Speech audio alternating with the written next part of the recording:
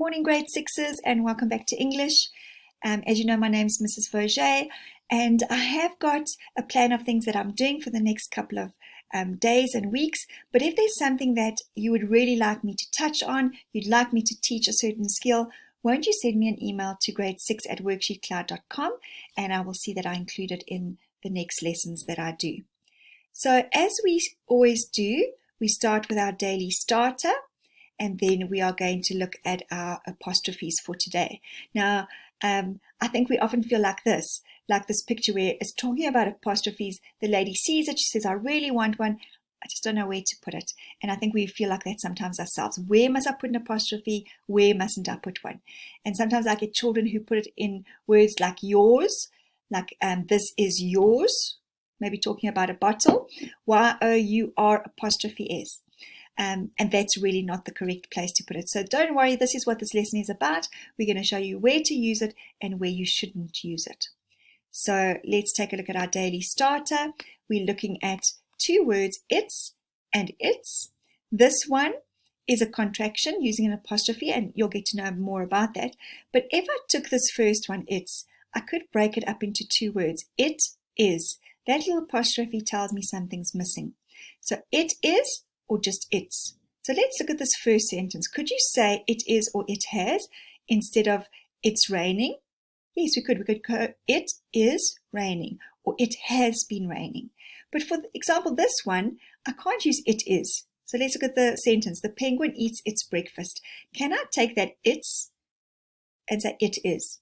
The penguin eats it is breakfast. No, it doesn't work. So that's why this it's has got no apostrophe. No little comma there, it's called an apostrophe, and this one does, because this one you can then expand it into it is. So what I want you to do is just pause the video, write 1 to 7, and just write down which word is going to go in the spaces. Is it it's, as in it is or it has, or is it it's that doesn't get expanded into two words? So pause the video, and when you're finished, you can push play and we'll go through them together. Right, are you ready? Great, so let's take a look. I love to watch my dog chase its tail. There's the one without the apostrophe because I don't need to go chase its tail. Doesn't work. Number 2, do you know if it's going to rain? Do you know if it is going to rain? So that's where you got your apostrophe.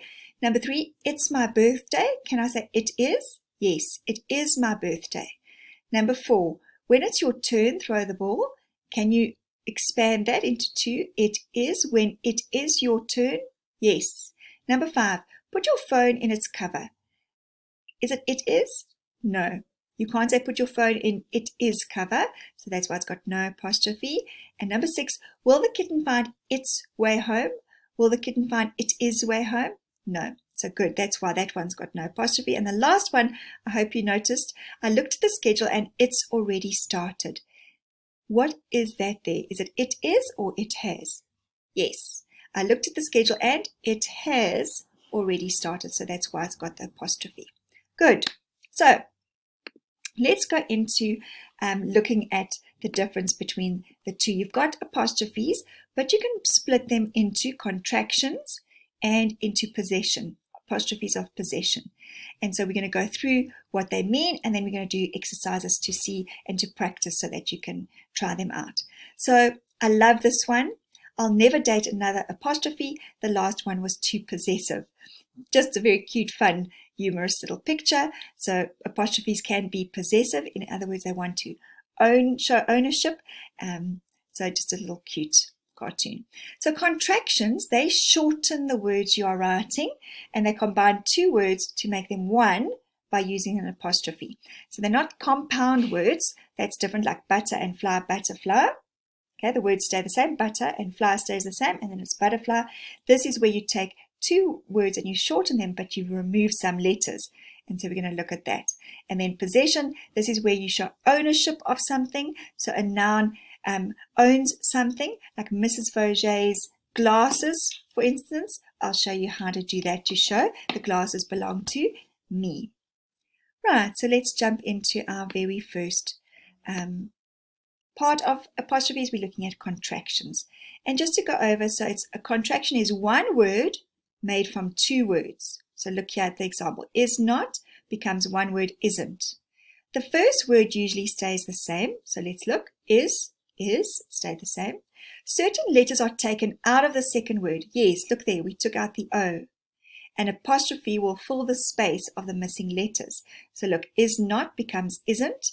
And where we took out the O, that is where you put your apostrophe. Now I found this very interesting. Sign outside a shop were open. So what it really should be saying is, we are open. And so they contracted the we and the are to make we're, but they forgot to put their apostrophe. So it says were open. In other words, past tense, we were open, we're not anymore.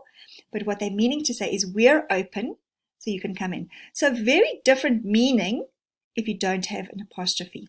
And so just something to think about as you are writing. So let's take a look. So the bee has drank too much nectar. He must not fly directly to the hive or else he will be in trouble. Okay, so let's take a look. Bees, I could say like that. The bee has, and I'm not talking about a whole lot of bees. I'm talking about one bee has had too much nectar to drink. So I'd put the apostrophe there because do you see how I've joined the two words into one? The first word has remained the same.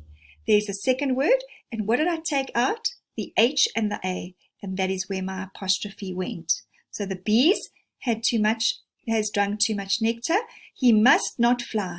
I want you to make the word mustn't. So must not, mustn't. And as you can see, the first word stayed the same, must. And then not, I took out the O. And where I took out the O, that is where I put my apostrophe. There we go. And the last one, or else he will be in trouble. Imagine if I didn't have the apostrophe, it would say, or else hell will be in trouble. And that's really not what we're saying. We're talking about he, as in the bee.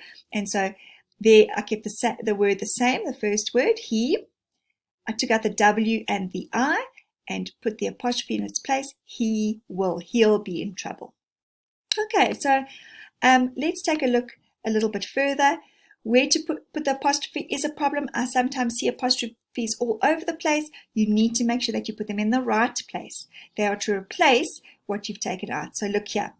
It's called an apostrophe of omission. And omission means to leave out.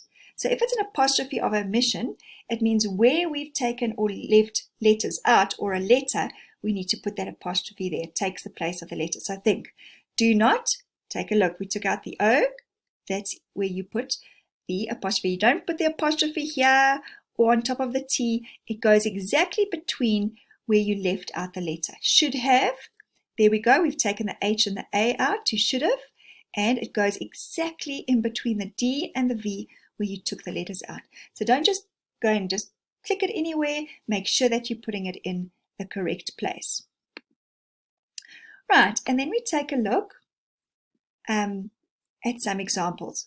Okay, so look here, are, if I say we are, I'm going to use it as we're, and I just took out the A, and that's the mistake that advert used were open instead of we're open. Underneath had is written as just a D, so I take the H and the A out. He had gone to bed, he'd gone to bed. The next one, shall or will, you just write with an apostrophe and the two L's, so we'll, we will, or we shall. And then have, you take away the H and the A and it's apostrophe VE. I have. And then this one, not is written as N apostrophe T. So don't, do not, don't. You put the apostrophe where you took out the letter. Just be careful, and we're going to get to this, is sometimes we write apostrophe S to show things like Mary's bag. So just be careful that you don't mix up the apostrophe with the S for possessive with the ones that we do here, like it is. Okay, but we'll come to that. So let's take a look. There are always exceptions in the English language. English is the most difficult language to learn. So just remember, you can't say, I won't go.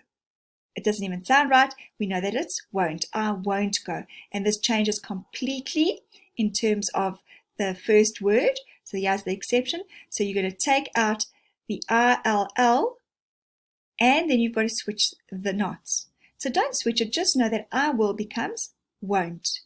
Cannot becomes can't. and shall not becomes shan't, although we hardly use this, and yeah, I'm not a fan of shan't. Apostrophes of omission or contraction can also show missing numbers. So if we're talking about 1990s, we'll just do the 90s, and that's how you would write it, apostrophe 90s, like that. Okay, so let's do some practical words. So I want you to contract these words. They are to their. We will, and remember where you are putting that apostrophe. Make sure it's where you've taken some letters or a letter out and put your apostrophe there, and then obviously be wide awake for your exceptions. So pause the video, off you go, and then we'll go through it when you come back. Right, let's see how you did. So good. They are becomes they. We took the A away, and that's where we put our apostrophe. We will, we'll. There's your apostrophe for the W-R. They would. We took out W-O-U-L, and that's where the apostrophe goes. She is, she's. There we go, apostrophe, she's. It is, it's. Should not, shouldn't. Will not. There's your exception, won't. He is, he's. Who is, whose. And that's, remember this one, we're not talking about whose book is this, because then you wouldn't say who is book is this. We're saying whose book is this. That's W-H-O-S-E, as in I'm trying to find out whose it is. But who is coming to the party is this whose. There is, there's, where you drop the I and put your apostrophe. Would not, wouldn't, took out the O, put your apostrophe. He will, he'll. So I do hope you're getting the hang of it. Let's take a look. Now I want you to expand it. So these are contractions. They're contracted words. Now I want you to tell me what he's is. Is it he is or he has? And it might be both of them. So again, pause the video, and then when you come back, we'll go through them. Are you ready to see the answers? Good. Here we go. So he's can be he has or he is. He's sick, he is sick, or he has been sick. Number 2, he'd, he had, or he would. She'd could be she would or she had. She's, she is. You'd, you would or you had. We'd, we had. They'd, they had. Then we can look at number 4. I would or I had, I'd. I've, I have. You've, you have. We've, we have. They've, they have. Okay, I think most of you, when you're writing, it's not that you don't know what they mean. It's just that when you're writing, you don't know where to put the apostrophe. And so make sure that you do that when you are writing. Right, and then we go now onto apostrophes of possession. And I thought I'd just show you this video.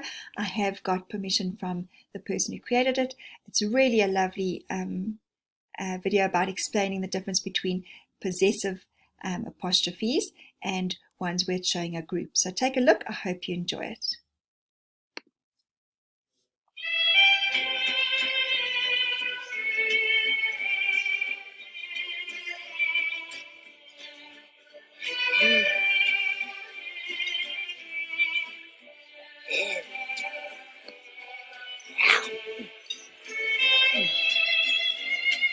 Oh, the waiter ate the customer's breakfast.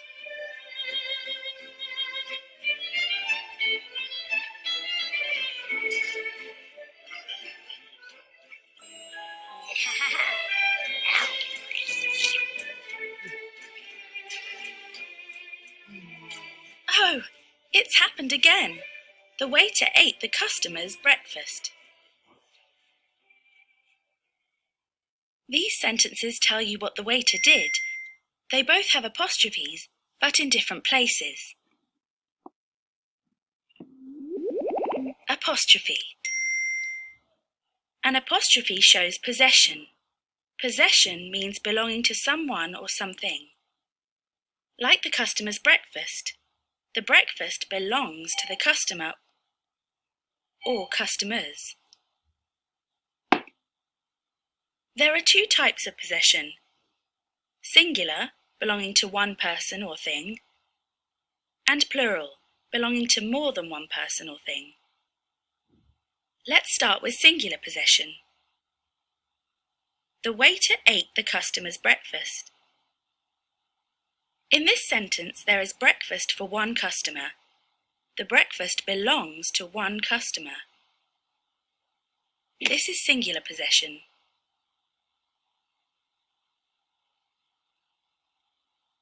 The apostrophe for singular possession goes before the S. Apostrophe S. Now, plural possession. The waiter ate the customer's breakfast. In this sentence, the breakfast is for more than one customer. This is plural possession. So the apostrophe for plural possession goes after the S. S apostrophe. So, singular possession, meaning belonging to one person or one thing, uses apostrophe S. And plural possession, belonging to more than one person or thing, uses S apostrophe. One exception to the rule is that some plural words don't end in the letter S, such as everyone, children, people, women, men. So what happens then? If the plural word doesn't end in S, just add apostrophe S. It's like singular possession.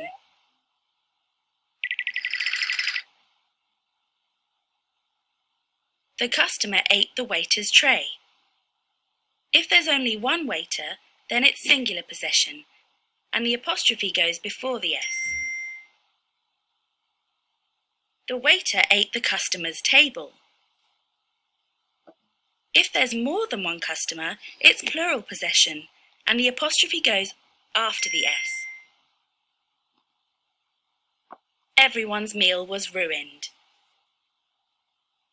Everyone is an exception to the rule.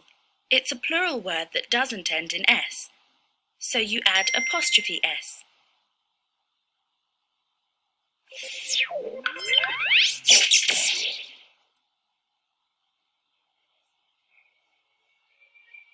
Which phrase is correct?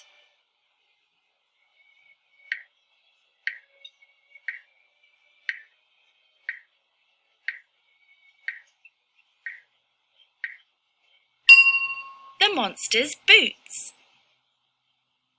You've been learning about the apostrophe. Apostrophes are used to show possession. Singular possession uses apostrophe S.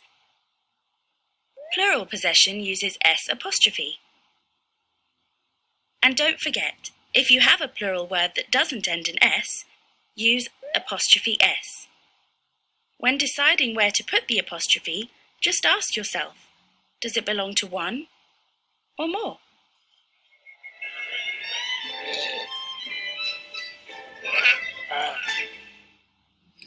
Right, I hope you enjoyed that. Let's move on to our explanation. So just to recap what the video already recapped. So when it's one person, at the end of a person or a name, you just add apostrophe S. So think of the number 1, and that's why I thought over here, it almost looks like a 1 before the S. So if I'm talking about one umpire, the umpire's hat, apostrophe S. Tiger Woods is a famous golf player. Tiger Woods Golf Club, so it's his golf club, there's only one of him. Alonzo's game, apostrophe S. And the girls here in number 4, talking about one girl, her ballet shoes, apostrophe S. So try and remember that it almost looks like there's a 1, so one person. Right, so I want you to try these, and all you need to do is, it's talking about one mother, one car, one brother, one computer, and one teacher. And all you need to do is put in the apostrophe. Okay, so pause, and then we'll come back and go through it together.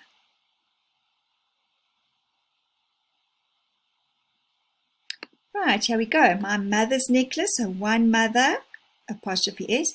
The car's door is crushed, one car, apostrophe S. This is my brother's room, one of my brothers, apostrophe S. The computer's hard drive crashed, one of the computers. And the teacher's bag was missing, one of the teachers. And there it also says the teacher's bag, so one teacher. Right, let's go on to the next rule. So rule number 2.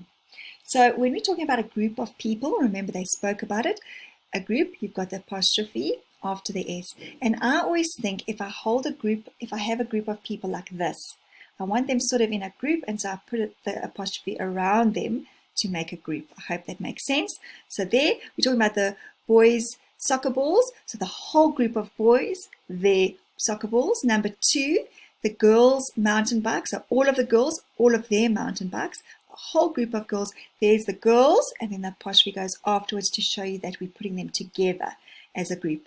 Number 3, the ladies' trophies, and then the referees' whistles. There's a whole lot of referees.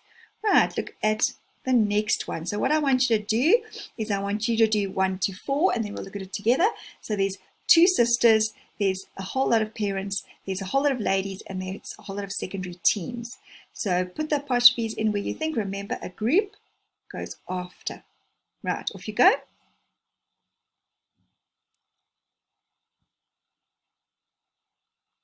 Right. Pause the video if you need to before I give you the answers. Right, here we go. My 2 sisters' children are here on holiday. Can you see we grouped them? There's more than one sister. Your parents, apostrophe, house is amazing. The ladies, and we might be talking to a group of parents. Number 3, the ladies' presents were late. So obviously they had to be delivered and they were late. A whole group of ladies. Put your apostrophe around the ladies. And the secondary teams, coaches, went with them on tour. Oh, I can see there's an error there. Not meant to be a comma, meant to be correct, an apostrophe. So it should be higher up. My apologies, it should be there. The teams, coaches went with them on tour. So that's rule number 1 and number 2.